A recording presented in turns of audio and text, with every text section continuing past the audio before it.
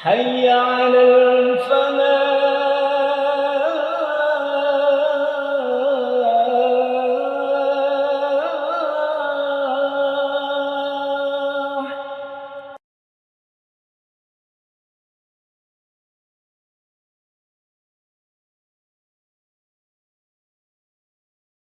Bapak Ibu yang kami hormati, senyambang ini masih di bulan Syawal, kami aturkan taqabbalallahu minna wa minkum sholihal a'mal. Mudah-mudahan Allah menerima amal-amal baik kita di bulan Ramadan kemarin, walaupun dengan segala kekurangannya. Wa kullu amin wa antum bi khair. Bahagia senantiasa mengiringi kita sepanjang waktu. Minal aidin wal faizin. Kami aturkan mohon maaf lahir dan batin. Mari kita lanjutkan rutinan kita majelisan kitab At-Tadhkirah karya Imam Az-Zahabi, yaitu ensiklopedia kematian dan hari kiamat. Kita masih berada pada hari kebangkitan, yaitu tentang zikrul wulad. Bagaimana nasibnya para penguasa, nasibnya para pemimpin, nasibnya para pejabat di hari akhirat, di hari kiamat nanti.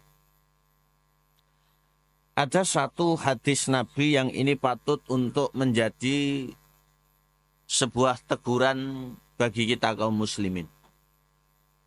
Ketika Allah memberikan kita sebuah amanah berupa kepemimpinan atau jabatan, mari banyak-banyak untuk senantiasa kita jadikan sebagai sarana ibadah. Bukan aji mumpung sehingga nanti bisa mendolimi orang banyak atau memakan kurban. Nabi menyampaikan, dalam hadis terkenal diriwayatkan oleh Imam Bukhari, disebutkan di banyak sekali kitab. Dawuhnya beliau sallallahu alaihi wasallam, Bapak Ibu, satahrisuna alal imarati wa satakunu nadamatan yaumal qiyamati. Wa fi riwayatin innakum satahrisuna alal imarati wa satakunu nadamatan yaumal qiyamati. Artinya, kalian benar-benar sangat berambisi pada kekuasaan. Namun ingat, kekuasaan itu justru menjadi penyesalan pada hari kiamat. Sehingga kalau dilihat dari yang disampaikan oleh Nabi dalam bentuk pesan atau wasiat yang sangat berharga ini, jalur masuk surga, jalur akhirat itu ternyata lebih mudah, lebih gampang lewat jalur rakyat biasa ketimbang jalur kepemimpinan. Ini perlu untuk disadari oleh banyak orang. Walaupun pemimpin yang baik itu akan mendapatkan naungan di hari kiamat, betul. Walaupun pemimpin yang baik nanti bakal masuk ke dalam surga di tempat yang mulia, betul. Tapi manusia diciptakan oleh Allah untuk memimpin, namun tidak semuanya orang itu menjadi pemimpin. Sehingga kalau semuanya siap menjadi pemimpin, banyak yang tidak siap untuk dipimpin. Ini malah menjadi sebuah hal yang kurang baik. Bapak Ibu yang kami hormati, pesan baginda Nabi yang mulia sallallahu alaihi wasallam agar kita tidak berambisi pada kepemimpinan, pada kekuasaan maupun kepada jabatan tadi, menandakan bahwasanya ini merupakan satu hal yang bisa menjadi fitnah walaupun banyak orang melihat sebagai nikmat. Karena ada orang yang berubah karena kepemimpinan, walaupun juga ada orang yang baik karena pemimpinan. Oleh karena itu, tolak ukur atau teladan menjadi pemimpin yang baik itu adalah para nabi, para utusan Allah dan orang soleh yang memang mereka itu bisa menjadikan kepemimpinannya sebagai sarana untuk ibadah. Katakan Nabiullah Daud alaihissalam. Walaupun beliau adalah penguasa besar, untuk mencukupi kehidupan keluarganya, beliau tetap menjadikan keringatnya ini sebagai kehormatannya. Demikian pula Nabi Sulaiman putranya, yang tidak jauh dari abahnya. Bahkan Rasulullah suri tauladan kita dan harapan kita untuk bisa meraih syafaat beliau di hari kiamat. Beliau memberikan contoh di hadapan umat sebagai pemimpin dalam sebuah negeri. Beliau adalah nomor satu bahkan di seluruh dunia ini, tapi di hadapan keluarga beliau adalah penanggung jawabnya. Dan seperti itu yang diamalkan oleh Khulafaur Rasyidin dan mudah-mudahan bisa diikuti oleh seterusnya kelak. Ada satu ayat Al-Quran disampaikan oleh ulama. Disebutkan pada ayat yang mulia surat Al-Maidah ayat 79. Kita lihat surat Al-Maidah surat yang kelima. Ayatnya nomor 79. Ya, surat Al-Maidah surat yang kelima. Ayatnya nomor 79. A'udzubillahi minasyaitonirrajim. Allah berfirman. Kanu la yatanahawna 'an munkarin fa'aluh. Labi sama kanu yaf'alun. Artinya mereka tidak saling mencegah perbuatan mungkar yang selalu mereka perbuat. Maka sungguh sangat buruk apa yang mereka perbuat. Ini sebab laknat Bani Israel. Mereka dilaknati oleh para nabi dan dikabulkan oleh Allah Subhanahu wa taala. Mereka dulunya adalah orang-orang mulia, diberikan oleh Allah kitab suci yang dibawa oleh para nabi. Tapi ketika satu dengan yang lain, ada yang menjadi ulama, ada yang menjadi pemimpin dan penguasa, itu tidak adanya nasihat, tidak adanya kontrol, tidak adanya amar ma'ruf dan nahi mungkar, sehingga akhirnya dilaknati oleh Allah Subhanahu wa taala. Oleh karena itu, tugas dan kewajiban pemimpin dan penguasa itu yang begitu berat, maka tidak boleh digunakan secara sewenang-wenang. Harus menjadi maslahat, dimaknai sebagai bentuk ibadah, karena ini juga amanat, nanti pertanggungan jawabnya di hari kiamat itu sangat-sangat berat. Maka mudah-mudahan Allah merahmati, memudahkan para pemimpin kita dan menjadikan kita sebagai umat dan rakyat yang baik. Dan Allah menganugerahkan kepada kita keadaan serta kebahagiaan yang memang selama ini kita inginkan dan kita idamkan. Kembali kepada kitab. Disampaikan oleh Imam Al-Qurtubi dalam kitabnya Tadhkirah, Bapak Ibu yang berbahagia. Ada satu riwayat yang disebutkan oleh para ulama, di antaranya disebutkan dalam hadis yang dibawakan oleh Imam Ahmad dalam kitab Musnad. Disampaikan riwayat tersebut. Ma min amiri asyratin illa yu'ta bihi yaumal qiyamati maglulatun yadahu ila unuqih imma tlaqahu adluhu au abqahu jauruhu. Artinya tidaklah ada seorang pemimpin. Jadi kalau ada pejabat, penguasa atau pemimpin yang memiliki kewenangan terhadap 10 orang paling tidak. Ini adalah lingkup yang sangat sederhana dan kecil. Paling tidak itu memiliki kewenangan terhadap 10 orang. Melainkan hari kiamat akan dihadapkan di hadapan Allah sementara kedua tangannya terbelenggu ke lehernya yang belakang. Ya, dan meriki. Orang Jawa menyebut cengel, ya, ketengkuknya, di bawahnya kepala. Selanjutnya, imma atlaqahu adluhu au abqahu jauruhu. Yang menjadi pertaruhan di situ dua, Bapak Ibu. Keadilannya bisa menjadi sebab dia bebas, atau kezaliman, kelaliman, kejahatannya dalam berkuasa menjadi sebab dia seperti itu terus. Ini wejangan baginda Nabi Shallallahu Alaihi Wasallam. Disebutkan dalam kitab oleh Imam Qurtubi. Dibawakan kisah. Dulu Nabi pernah mengangkat seorang pejabat. Nabi pernah mengangkat seorang pejabat. Disampaikan oleh para ulama ahli hadis, di antaranya ada dalam hadisnya Imam Bukhari, juga ada dalam hadisnya Imam Muslim. Kata Imam Qurtubi, rawahul a'immah, para ulama hadis menyebut. Diceritakan dari Abu Humaid As-Sa'idi radhiyallahu an. Beliau radhiyallahu an menyampaikan, annahu istakmala rajulan minal asad.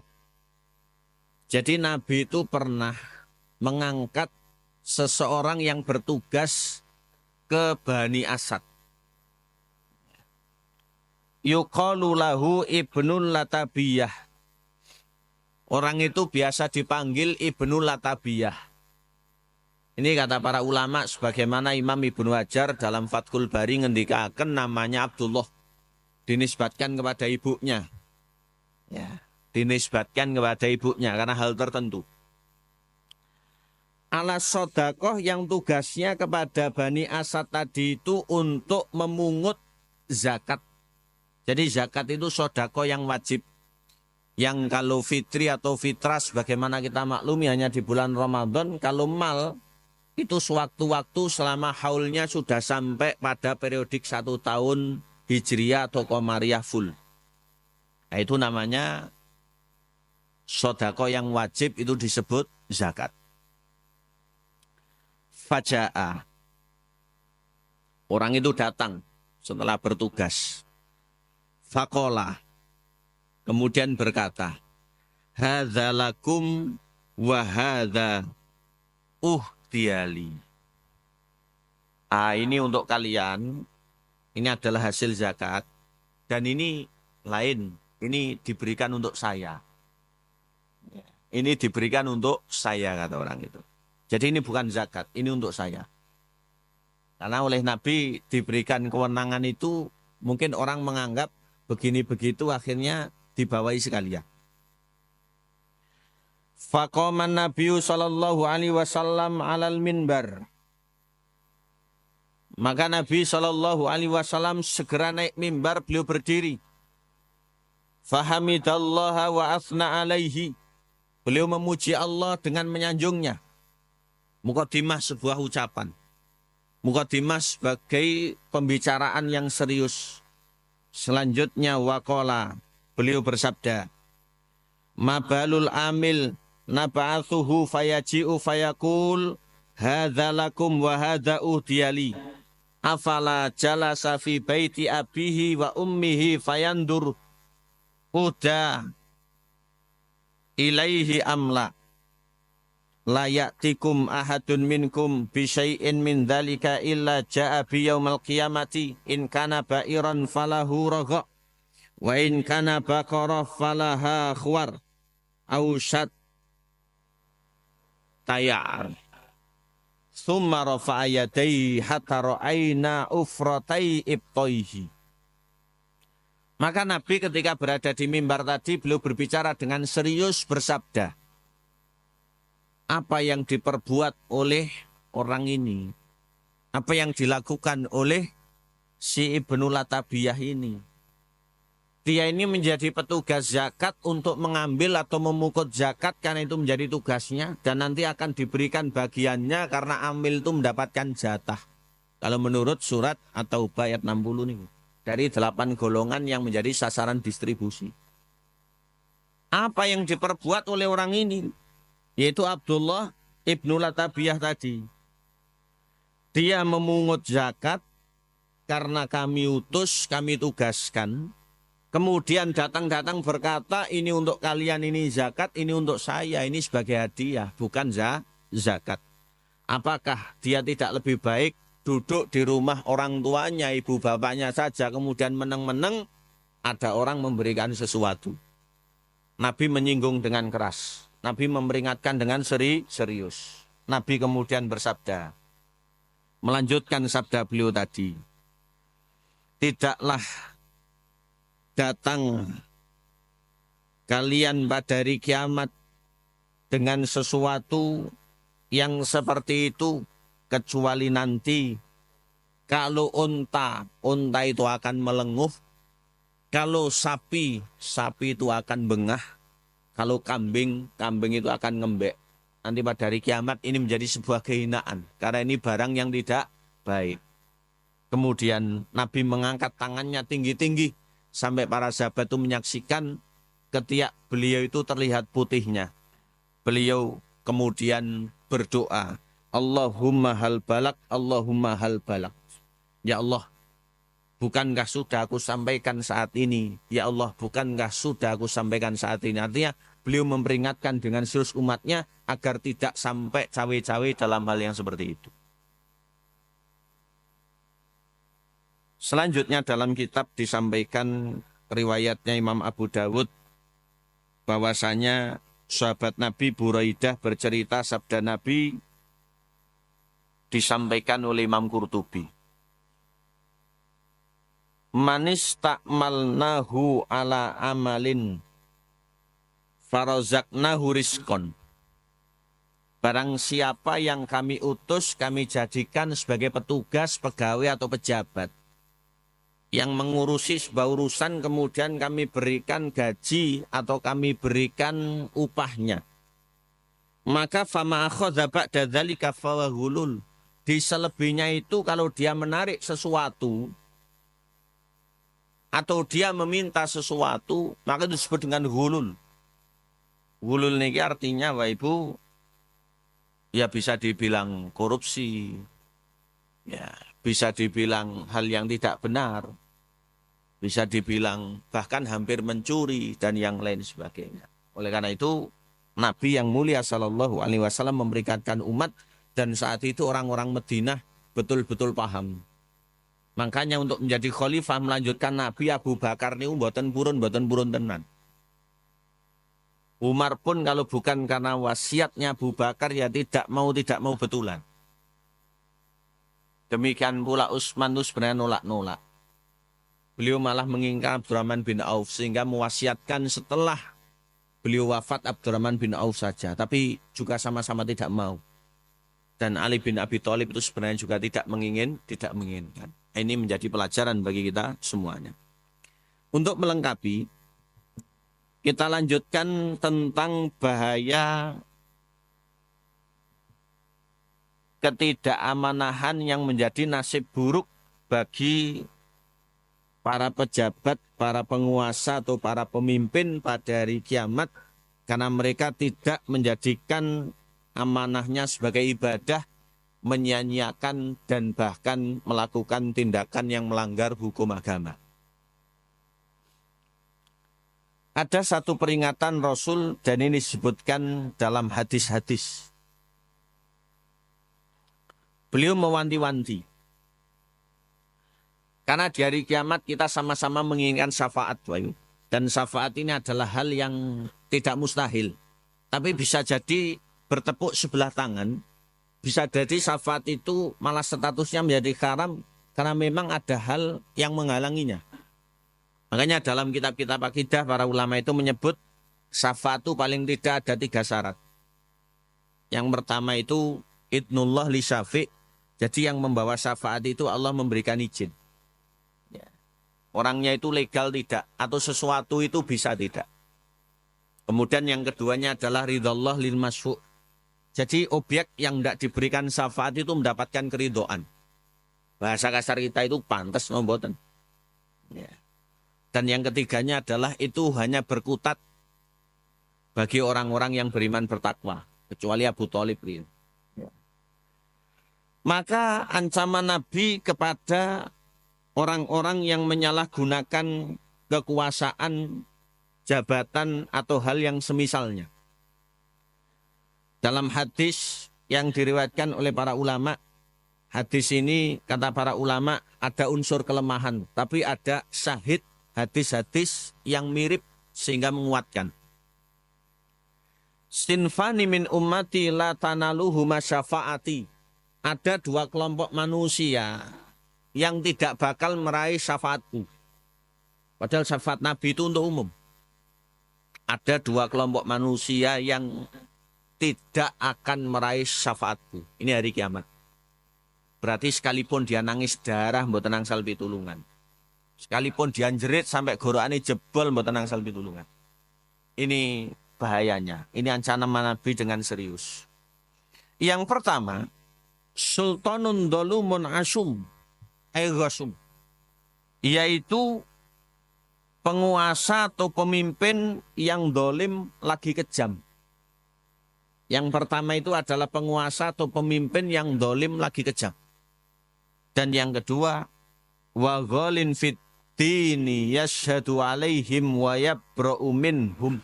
Dalam sebuah riwayat tidak disebutkan tentang din. Artinya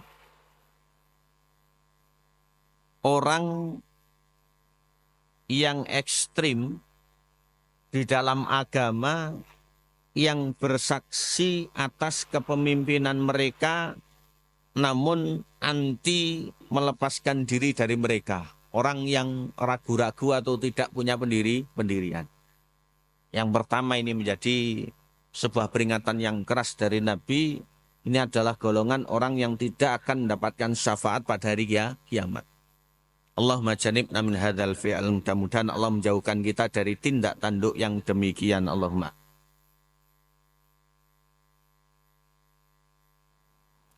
Selanjutnya, ancaman Nabi masih kepada mereka yang menyalahgunakan kepemimpinan, kekuasaan atau jabatannya.